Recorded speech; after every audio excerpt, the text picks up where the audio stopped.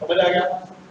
अब देखिए, I am on going on question number 8.1 page 256। Question में हमें बोला गया, जैसे पहला पार्ट करते हैं, H2S plus Cl2 gives 2HCl plus sulphur. मैं इसको बुकिश मेथड से नहीं कर रहा हूं।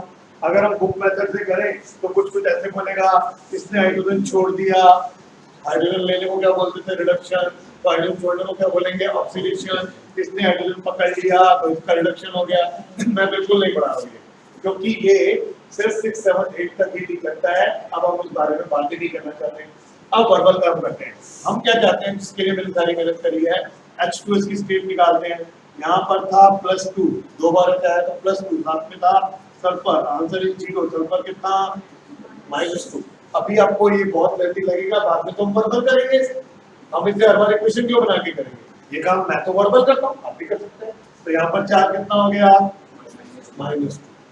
जितने भी Cl2, Br2, O2, M2, N2, Cl2 जो भी आप बोल सकते हैं, सबके ऊपर चार्ज कितना, 0। अगर आप कहते हो गोल्ड मेटल है हमारे पास, चार्ज 0, सिल्वर मेटल है 0, Mn है 0, कोई भी मेटल मेट्रिक फॉर्म में लिखा तो आंसर इज 0। जब तक वो किसी और से जुड़ेगा नहीं, आंसर इज 0। S8 0, O3 0, खुद से ही तो जुड़ा है। Carbon solid 0, copper solid 0, Mn solid 0, Mg solid 0। जिसका आप कुछ नहीं कर सकते उसका answer Cl minus -1, Cl minus Cl2। तो यहाँ पर चार्ज कितना, 0। नहीं बेटे, सिर्फ सल्फर का लिखा है, इसका +2, इसका -2। यहाँ तक आइए, वर्बल निकालिए। Cl का कितना है, -1। वैसे भी जानता हूँ H+ और Cl माइनस होता है, निकालना कहाँ है, आंसर इज -1। और इधर सल्फर का कितना, 0, क्योंकि सल्फर के साथ कुछ नहीं है तो आंसर इज 0।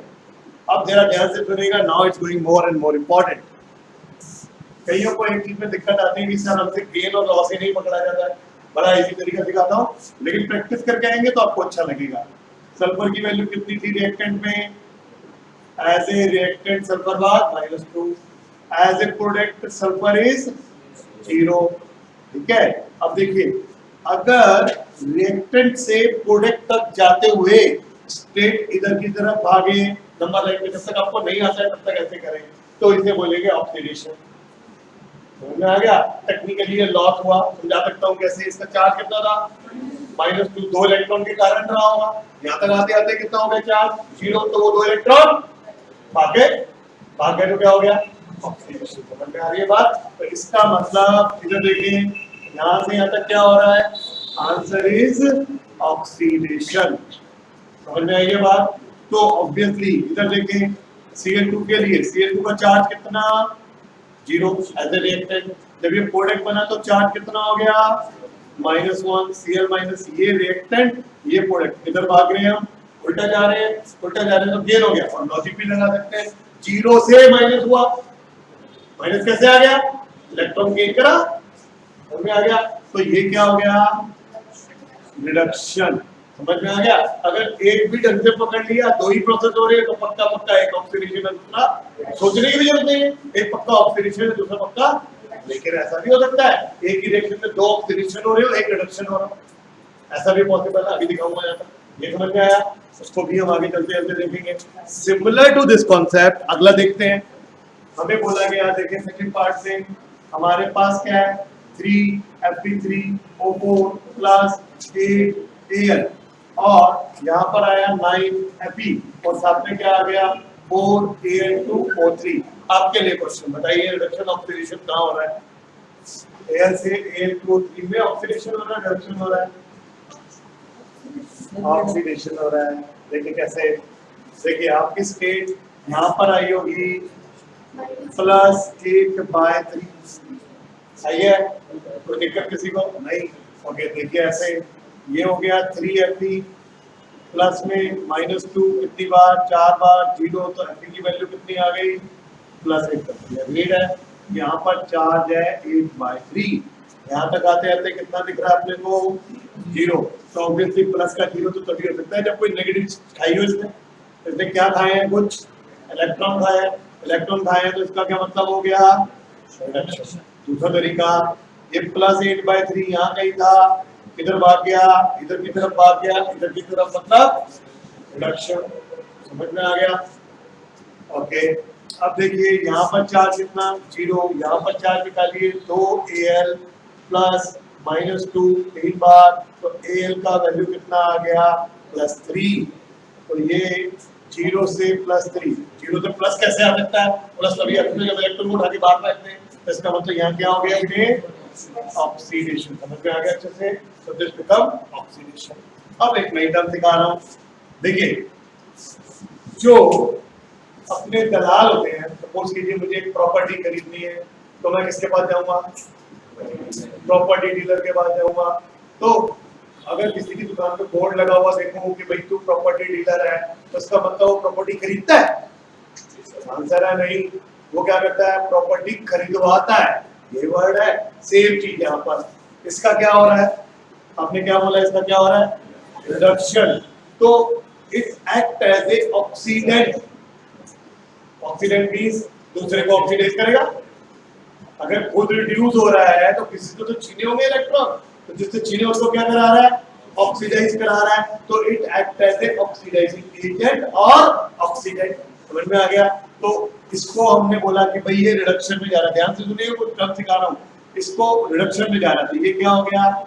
इस अगर आपसे पेपर में पूछा जाए ऑक्सीडेंट कौन है, तो आप आयरन लिख के नहीं आ सकते, क्योंकि अगर आपने इधर से इधर लिख दिया आयरन तो गलत हो गया। इधर से इधर कुछ और हो रहा है, इधर से इधर कुछ और हो रहा है। रिडक्शन किसका हो रहा है? इसका हो रहा है। रिएक्शन इधर से इधर जा रही है, आप दोनों के इसमें जो पकड़ रहे हैं, तो इसका क्या हो रहा है? रिडक्शन। तो ये एक्ट क्या कर रहा है? ऑक्सीडेंट। और ऑक्सीडेंट का दूसरा नाम ऑक्सीडाइजिंग एजेंट। प्रॉपर्टी डीलर की तरह से ये क्या हो गया? Oxidising agent. सिमिलरली इसका क्या हो रहा है?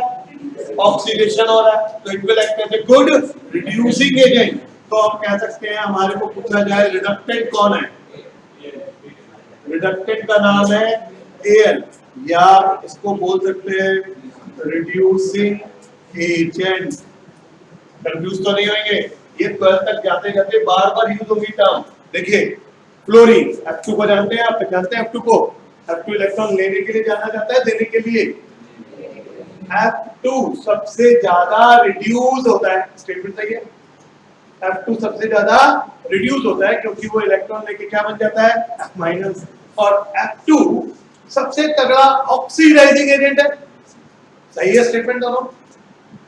हाँ है ना? लेकिन नहीं, दोबारा तो F2 का काम क्या है?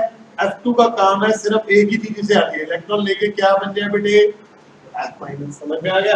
तो यहाँ पर चार्ज कितना दिख रहा है आपको? 0। यहाँ पर चार्ज कितना दिख रहा है? -1। और जब हम आगे जाते हैं पढ़ेंगे, इसी चैप्टर के एंड में भी कुछ चीजें आएंगी, जब हम इसके बाद में पढ़ेंगे, तो जितनी तगड़ी power as a element F2 के पास लेने की है, उतना तगड़ा इलेक्ट्रॉन गेनर कोई नहीं है। सबसे तगड़ा इलेक्ट्रॉन गेन करने वाला कौन?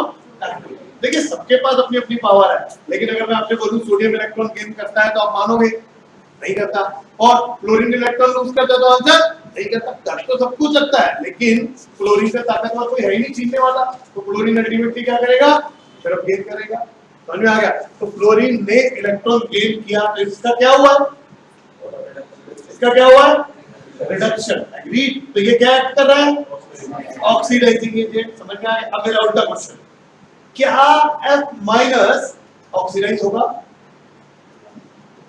क्या F- ऑक्सीडाइज हो सकता है? आंसर है नहीं। रीजन बताता हूं क्यों। क्योंकि जब हम कह रहे हैं F2 सबसे तगड़ा इलेक्ट्रॉन गेन करने वाला है, तो भाई अगर इस देश में सबसे बड़ा गुंडा F2 है, तो F2 से बड़ा गुंडा तो कोई है नहीं। समझ में आ रही है बात? अगर हम माने कि सबसे बड़ा कोई भी डॉन है, एक्स डॉन सबसे बड़ा है, तो उससे बड़ा कोई डॉन नहीं है, तो उसको कौन मारेगा? बात समझ आ रही है? तो सबसे बड़ा इलेक्ट्रॉन गेन करने वाला कौन? F2। तो F2 से F- बन सकता है, पर F- से इलेक्ट्रॉन छीनने वाला कोई नहीं है। तो एक्सेप्शन है, एलिमेंट तो कोई नहीं है। समझ आ गया? कंपाउंड है, वो पढ़ेंगे इलेक्ट्रॉन थोड़े बहुत, लेकिन एलिमेंट कोई भी इससे इलेक्ट्रॉन छीन नहीं सकता। हाँ, ये हर एक से छीन लेगा।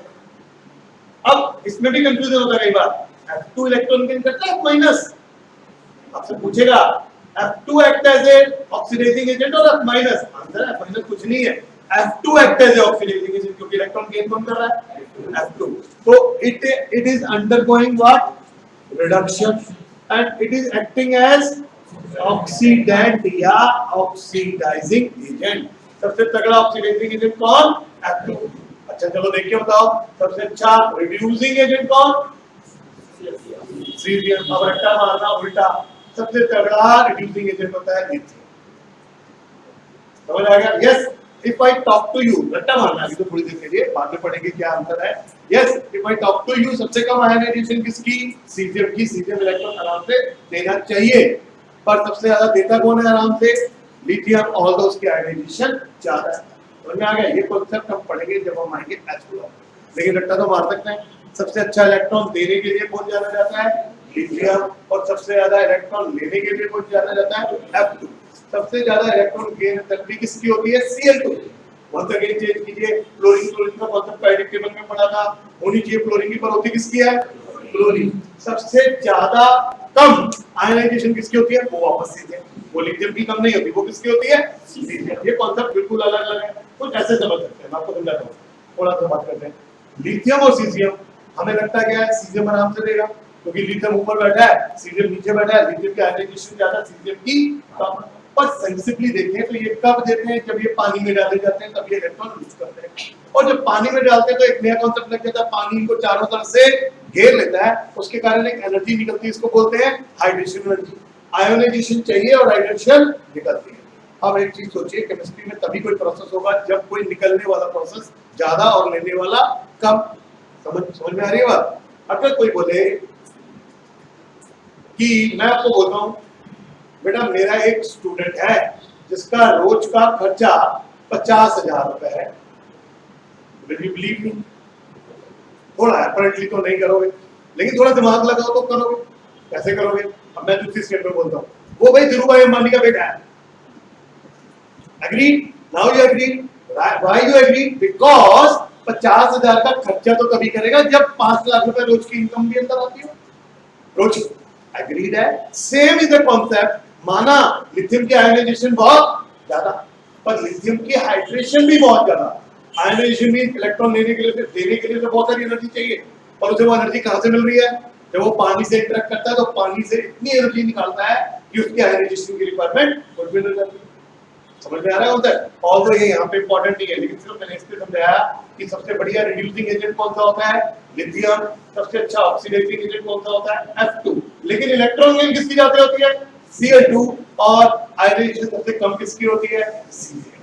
ये 4 पॉइंट याद रखिएगा, they will help you a lot at CBSE as well as competitive level. यहां तक समझ में आ रहा है? इसमें समझ में आ गया ऑक्सीडेशन रिडक्शन कैसे देखना है. थर्ड पार्ट आपके लिए होमवर्क है, वो मैं नहीं करा रहा हूं.